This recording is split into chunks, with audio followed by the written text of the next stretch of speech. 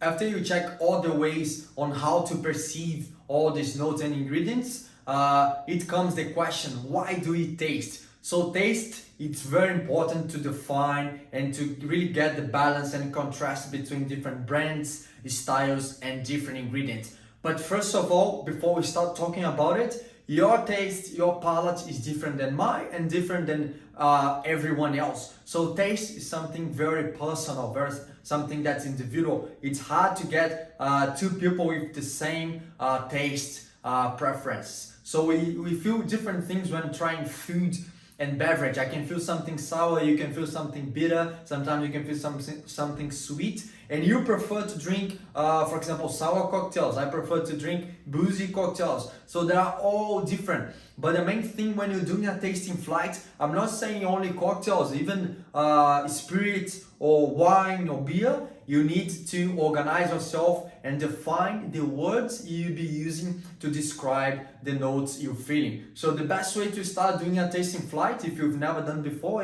or if you're doing, but you probably see that we have notes for yourself. So always get a pen and a notebook to start doing what you feel about aroma, that's the nose, what you feel about palate, the taste, what you feel about body, it's full bodied, if it's medium bodied, you know about it's very bodied cocktail or very light bodied. You can feel that it's easy to drink, very light. If your finish, if it's a peppery finish, it's a vanilla finish, or if it's a long finish, it's a medium finish. And that are the main things for you to start describing. Even sourness, sometimes you can put sourness if you feel or not, if it's a light or if it's a very high sourness that you can feel, that you can perceive. So that are the main things.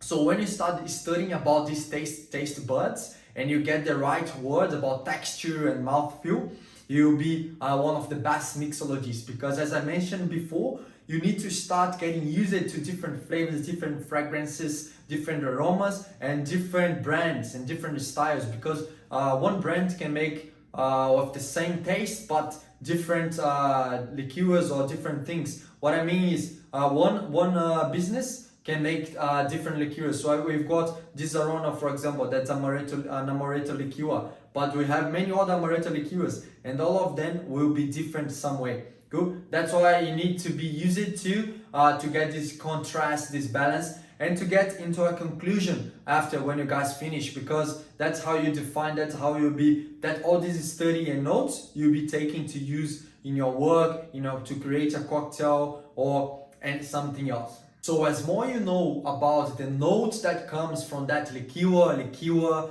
a beverage, and the raw ingredients, easier it will be for you, and a better mixologist we will become. So start feel the aroma first and then feel the flavor. When you're tasting something first, the first sip, you should be just straight, not mixing with anything. And then you can mouth feel, swirl inside your mouth to feel all the notes you can feel, identifying from sweet, sour, bitter, umami or salty, and the other things you can perceive. And you start getting all your notes. After that, you can discard and you can add some water. Why water? Water helps to potentialize, to enhance the flavors that a beverage or a liqueur or a cocktail can provide to us. I'm talking mainly spirits, okay? Mainly distilled spirits, not wine. Cool? So, and even if you're doing a wine tasting, you always have a water on side just to clean your mouth for the next step.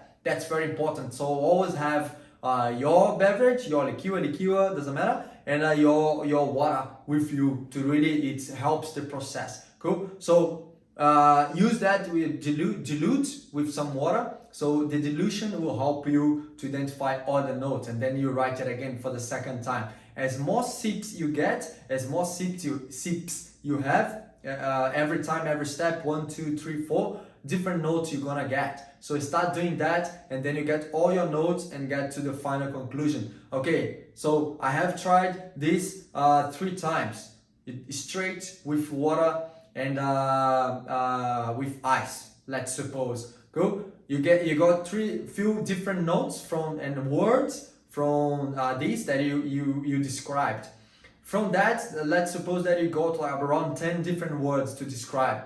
pick 3 to 4 if you want to use that to explain to someone, because it'll be easier for yourself to pick instead of using all the words you described, and sometimes you can get confused. So get the main notes you felt, the main things you felt, and organize that in a note, in a spreadsheet.